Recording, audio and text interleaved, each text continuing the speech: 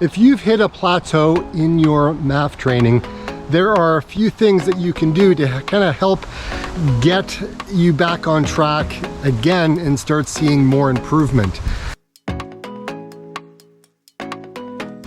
Hey, my name's David Waters. I'm the Plant Powered Runner. Thank you very much for joining along on my crazy adventures as I continue my training to eventually run a 100-mile race. And again, I don't exactly know when that's going to happen, but hopefully it's sooner than later. I'm not getting any younger, you know. And for everyone that follows, and for everyone that watches the videos, comments, subscribes, thank you very much. It's appreciated. For all of you who have just discovered my channel, thank you very much. Yes, that is the goal. You just can't keep doing the same type of training over and over and over again and continue to see results. There reaches a point where you just kind of plateau, and it's a normal process. So if you are kind of starting to see like you're not progressing, you're not seeing your times get faster and faster month over month, and you're seeing it kind of plateauing, stay stagnant, well, these are some of the things that you may want to consider doing. Improve your running if you've hit that plateau is go ahead and introduce 2 speed sessions, 2 anaerobic sessions for the week. It's like 20% of your running.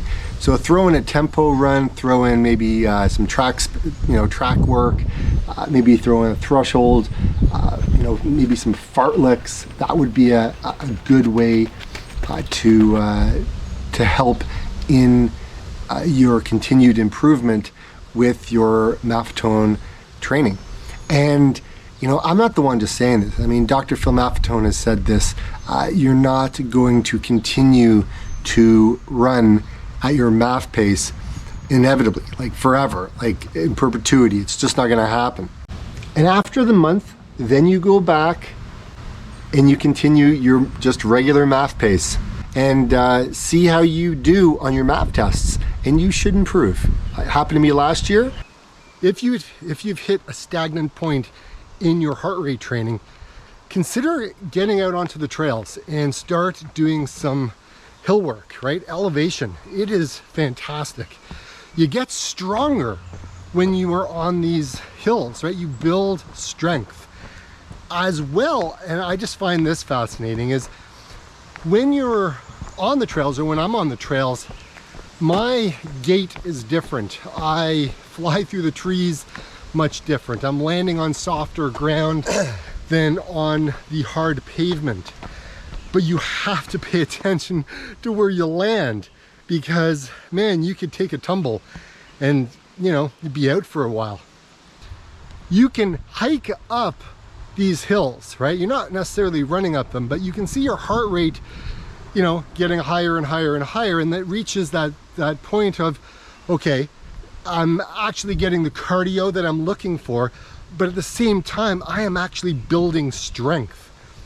And that's a good thing, because now the second thing that's great about this is literally you can use interval training to your benefit.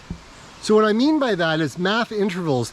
You can find a hill in your local town, or if it's a trail or whatever it is, by using the hills to hike up, to get your heart rate up and build strength, then you can actually go ahead and run down and get the speed and turnover. So not only do you have the turnover happening while you're running down, but you're landing with good form. You don't want to be heel striking, right? You want to allow the trail to take you down, allow gravity to take you down. Land midfoot, forefoot if you can.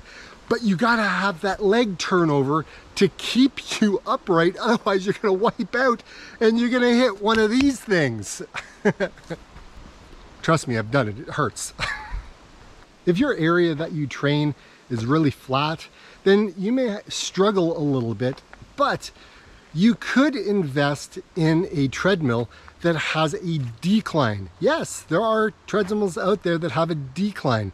And don't prop the damn thing up on a on a bench or anything like that, because that's not a good thing, right? That would be a bad thing. What you want to do is get a treadmill that has a decline, because that will really help also within your training. And you don't have to deal with any of the weather conditions, right? You can be in your house, it be air conditioned, you can control the climate. I know I've said this before, but I'm gonna keep saying it because I think it's very true.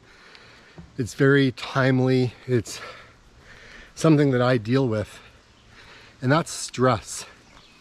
We can create our own stress with regards to our training. We could stress out over every single run that we do and try to compare it from each week, each run, and that's not healthy. And so what I do is I practice mindfulness, mindful running, and I will sit there and I will meditate, because I tell you, when I meditate, I'm at one with nature. I can be present, but what is awesome is I tune out all the stressors in life. For 15 minutes, I can just be at one with my heart rate, listen to my breath, and kind of zen out.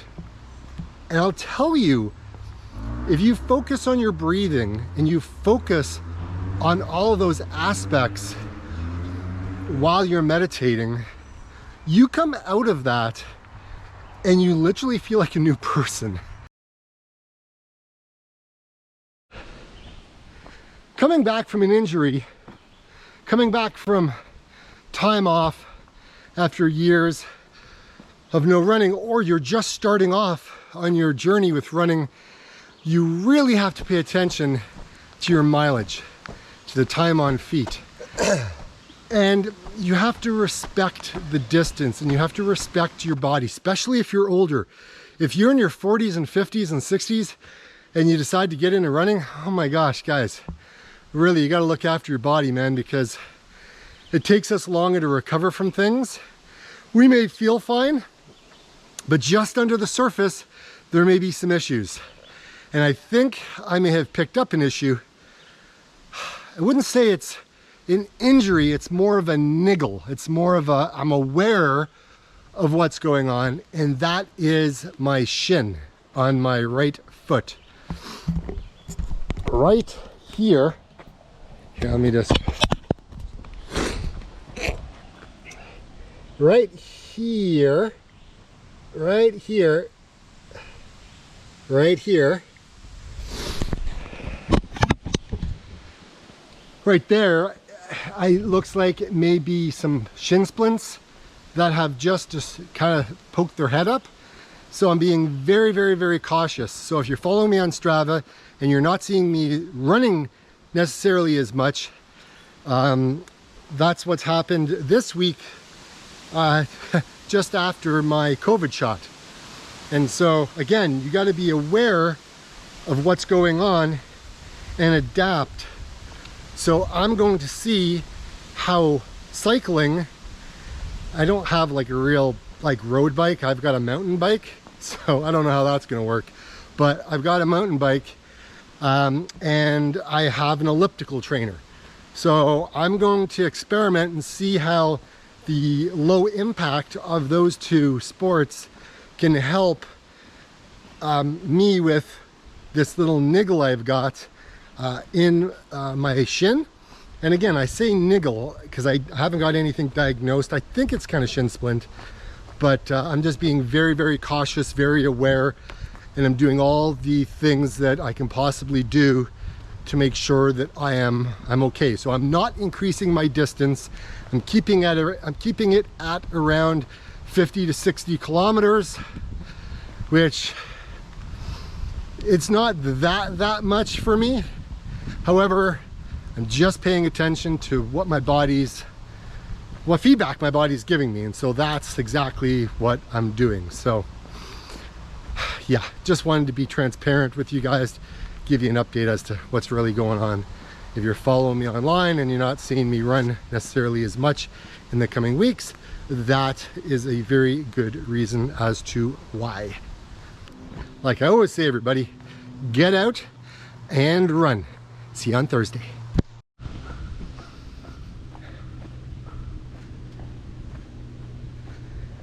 Man, I really love running, and to be quite honest, I like the training. I love